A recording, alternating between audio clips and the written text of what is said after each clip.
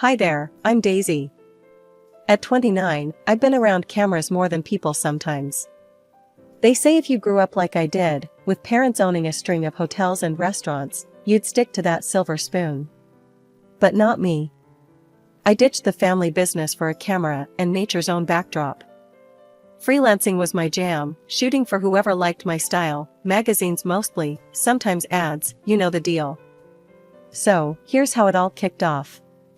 My trusty old camera, the one that saw me through countless shoots, finally gave up on me. Kaput. And instead of clicking my way to a quick online fix, I figured I'd hit the local tech shop. Needed to feel the heft of a new camera in my hands before buying. Walking into that tech store was like any other day, except it wasn't. I browsed through the aisles of cameras when this guy, about my age, popped up beside me. Looking for something specific? He asked, his tone casual, not the usual sales pitch I expected. Yeah, something that won't bail on me mid-shot, I replied, half joking. He chuckled. I get that. What's your focus? Landscape, portraits, street scenes? Mostly nature, but I like to mix it up with urban landscapes. Keeps things fresh, I explained, warming up to his genuine interest. Mark, that was his name, walked me through the latest models, explaining specs like he was reciting his favorite book. Not once did he try to shove the priciest tag in my face. It was refreshing. So, what do you think? Willing to take this one for a spin? He gestured towards a sleek model that seemed to fit the bill. Might as well. Can't have my next gig without a reliable sidekick. I grinned, making the decision easier than I thought. Mark processed my purchase, and as he handed over the bag, he tossed in, "Hey, I could use your number. You know, just to make sure everything's working great for you." I laughed, seeing right through his not-so-sly move. Sure, why not? But if I end up with spam texts, you're buying me coffee as compensation. Mark did call, not about the camera, but to ask me out. I said yes. Why not, right? Life's short and all that. After the camera store meet cute, Mark and I were pretty much inseparable. You know how it is when you just click with someone? Yeah, that was us. Always out and about, him with his quirky facts about tech, and me showing him the city through the lens of my camera. One chilly evening about 6 months in, Mark called me up, all excited. Daisy, pack a bag for the weekend. I've got a surprise. Mark, I swear if you've signed us up for some weird survival camp, you're sleeping on the couch. I joked, but I was already pulling on my boots. He picked me up in his rickety old Jeep. God, that thing was a death trap, but he loved it, and we headed out of the city. It was one of those drives where the music's playing, but you're both kinda lost in your own thoughts, you know? Excited, a bit nervous, wondering what's up. Turned out, he booked us a little cabin by the lake. Not fancy, but perfect. Just us, the woods, and a sky full of stars. That night, we sat by the fire, roasting marshmallows, the cheap ones that turned perfect golden brown, and I could tell he was itching to say something. So, Daisy, you know I suck at this kinda stuff. Mark started, poking the fire with a stick. But, I've been thinking a lot. I raised an eyebrow, munching on a marshmallow. Thinking can be dangerous, Mark. What's on your mind? He chuckled, took a deep breath, and then turned to me, his face half lit by the firelight. I love this, you know? Us. And I'm kinda hoping you do too. I leaned in, nudging his shoulder. Yeah, I kinda do. He fumbled in his pocket, pulled out a small box, and it hit me. Oh, this is happening. Mark just went silent, looking serious and kinda scared all at once. Marry me, Daisy. For real. The box popped open, and there it was. A simple ring, nothing flashy. Just perfect. I didn't expect to, but I laughed. It was either that or cry, right? Mark, this is the worst proposal ever. Of course, I will. He grinned, relief washing over him. Damn, I thought you'd need more convincing. Just promise me no more surprises like this without a warning. No promises, he teased, slipping the ring on my finger. We spent the rest of the night just sitting there, the fire dying down, talking about what this all meant for us. No big dreams, just real stuff, like whether we should get a new couch or if his Jeep would make it through another winter. The next day, we spent it lazy by the lake, skipping stones, and talking about how to break the news to our families. Mark's a bit estranged from his folks, they're tough nuts, always on about money and whatnot. He warned me they might not take it well, seeing as I wasn't exactly rolling in dough in their eyes. Let them talk, I said, tossing a stone across the water. We know what we have, and that's enough. Mark nodded, watching the ripples. Yeah, it's us against the world, huh? Always, I confirmed, knowing it wouldn't be easy, but also that it'd be worth it. Little did I know just how rocky it would get with his family, but for that moment, it was just us and the future. And that was enough. A couple of weeks after Mark popped the question, it was time to meet the infamous in-laws. We drove over to their place on a Sunday. I was a bundle of nerves, fussing over my hair and my clothes, wanting to make a good impression. The moment we stepped through the door, it was like walking into a cold gust. Mark's mom looked me up and down as if I was something the cat dragged in. His dad wasn't much warmer, eyeing us with a skeptical squint that made my stomach knot. So, Daisy was it? His mom started, not even a smile. Who do you work for? What's your salary like? I blinked, taken aback by the bluntness. I'm a freelance photographer. I work for myself, so my income varies. At that, Mark's sister, who had been lounging on the couch with her phone, looked up and snorted. Freelance? Sounds like a fancy word for being jobless. Mark could have picked anyone, and he ends up with a beggar from an alley. Their laughter stung, and I felt my face go hot with embarrassment. Mark's hand found mine, giving it a squeeze. Hey, that's enough, he snapped, his voice firm, more forceful than I'd ever heard it. I love her, and she's brilliant at what she does. That's all you need to know. His mom rolled her eyes, but dropped the subject. Dinner was a tense affair, with me trying to make polite conversation while dodging snide remarks about my little hobby. It was a relief to finally say our goodbyes. After that disaster, it was my turn to introduce Mark to my parents. We met them at a cozy little cafe downtown, a far cry from the tension at his family's place. My parents were all smiles when we walked in, pulling us into warm hugs. Mark, we've heard so much about you, my mom gushed, leading him to a table by the window. We're just ordinary pensioners now, my dad chimed in, his eyes twinkling as he shook Mark's hand. Used to run a small business back in the day, nothing too grand. He winked at me, a silent promise to keep our little secret just that, a secret. Mark had no idea he was sitting across from two people who could buy his parents' house 10 times over, without blinking. And that's how I wanted it, at least for now. So, Mark, tell us about yourself. Daisy's told us bits and pieces, but we want to hear it from you, my mom said, her tone inviting. Mark, looking more relaxed than he had in days, launched into his life story, from his struggles with his family's expectations to his dreams of starting his own tech company. My parents listened, nodding and throwing in questions here and there.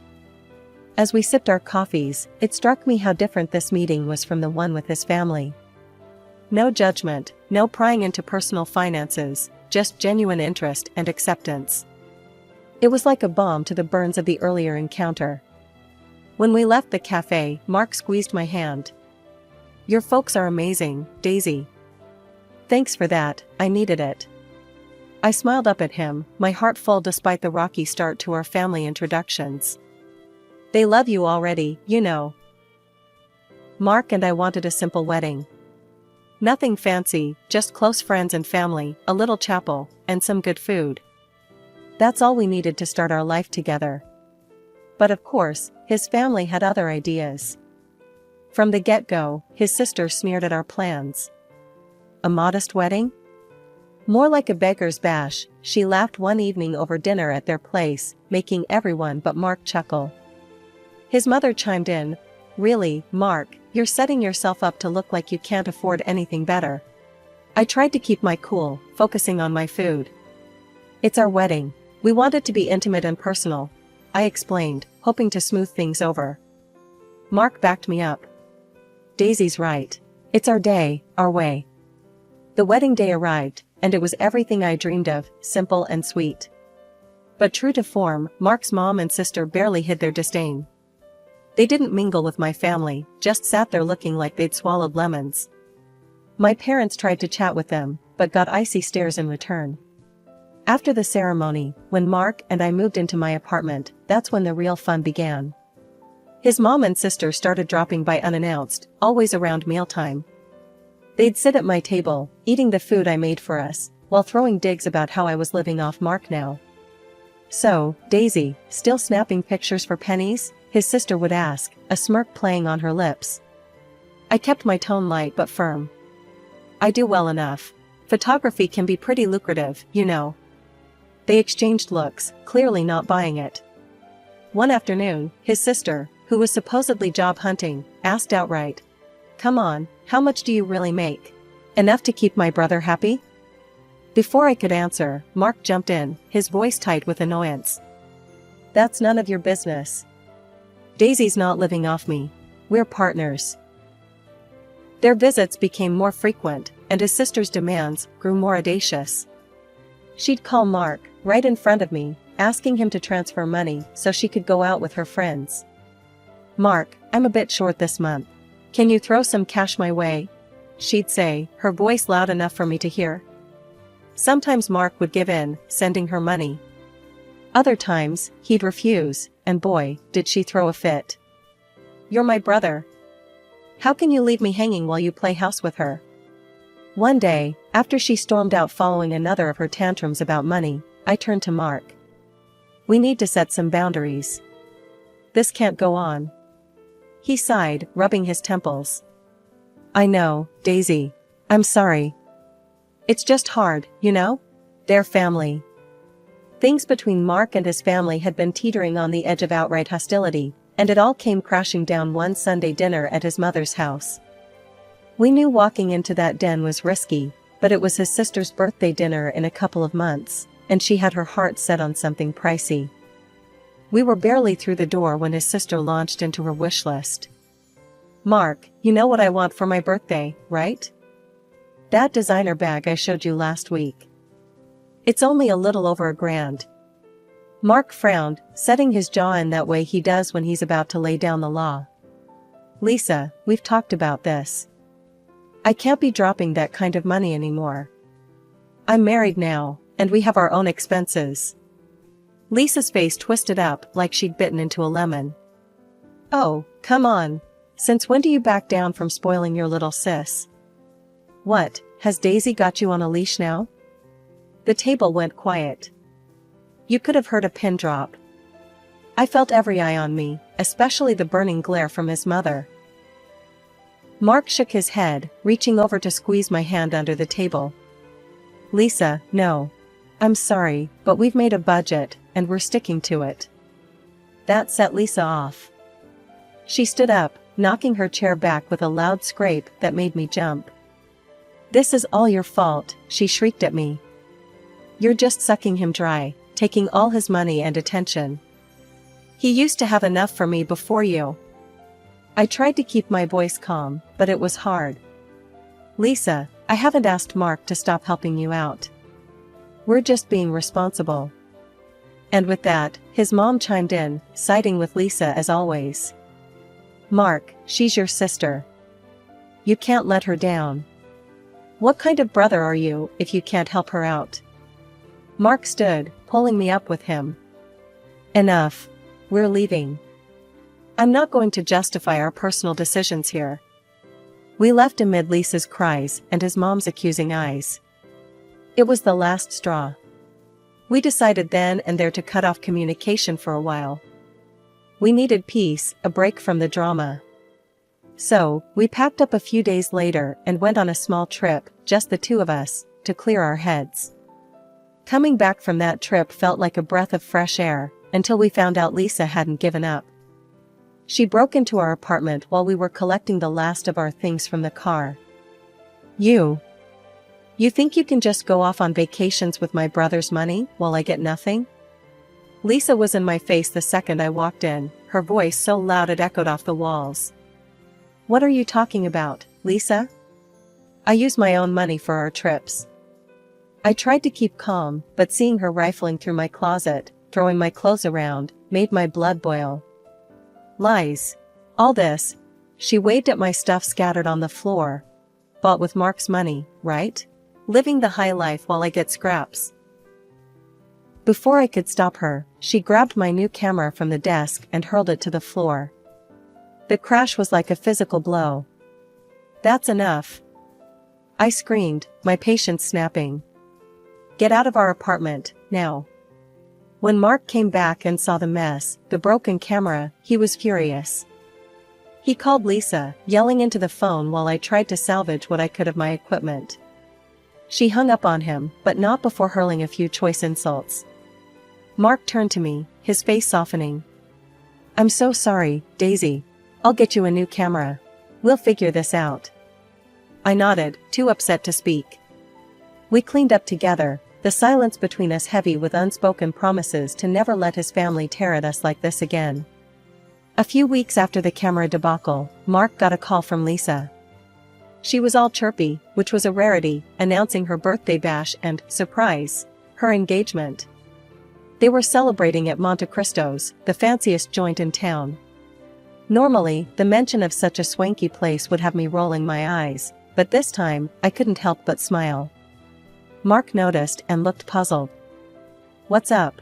Thought you'd want to steer clear of anything involving Lisa after everything," he said, clearly hesitant. I leaned over, whispering, "Trust me, we need to go to this one. There's a reason." He studied my face for a second, then nodded. "All right, if you say so." The night of the dinner, we dressed up, Mark in a sleek suit that made him look like a movie star, and me in a simple but elegant black dress.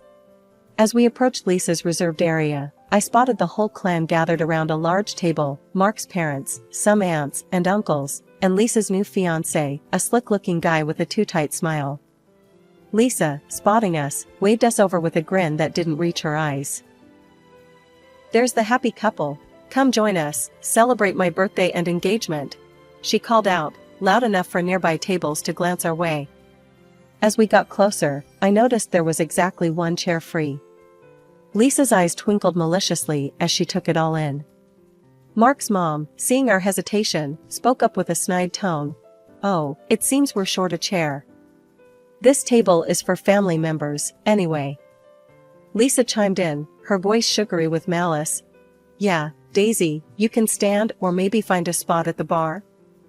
The relatives murmured, some with smirks, others just uncomfortable. Mark was red in the face, fists clenching as he turned to me. "Let's just go. We don't need this." But I put a hand on his arm, shaking my head slightly. "No, let's stay. I want to." He looked confused, but nodded, trusting my judgment. We stood there, by the table, the tension thick. Just when the awkwardness hit its peak, the restaurant manager came bustling over, looking apologetic. "I'm terribly sorry, but it seems we're quite full tonight, no spare chairs available at this moment," he said, his eyes darting between us and the smug faces of Mark's family. Lisa and her mom couldn't hide their glee. Their smiles stretched ear to ear, thinking they had us cornered, standing like fools without a seat. Just as their smiles reached peak smugness, the manager's expression shifted to a warm, familiar smile directed at me. He raised his voice, not obnoxiously loud, but enough to carry over the murmur of the busy restaurant.